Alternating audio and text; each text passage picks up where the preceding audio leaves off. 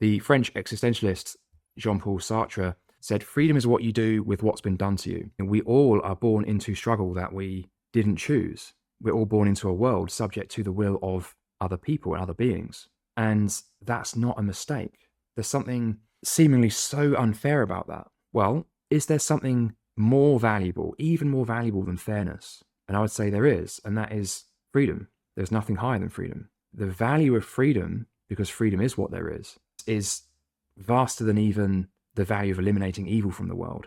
In fact, evil is in some sense the price we pay for having freedom. So freedom must be pretty important, right? So we all have this choice. We've all been placed into situations that we didn't choose. We've all suffered at the hands of other people. And yet, the sheer magnitude of that injustice, when understood to be paling in comparison to the value of the free choice that comes from our existence, that should give some sense of the magnificence of what we're talking about here, the reality of freedom. And so we each have a choice. We can each choose to transmute those situations into greater awareness and greater selfhood and reap the rewards of that. Or we can choose to use it as an excuse to not do that and to take an easy, or at least an expedient route in the short term. But I think it inevitably leads to greater problems down the line. However, I'm sure there's many people who, going by their actions, would probably make the case that actually I'd far rather live a life of hedonism, coping, and avoidance.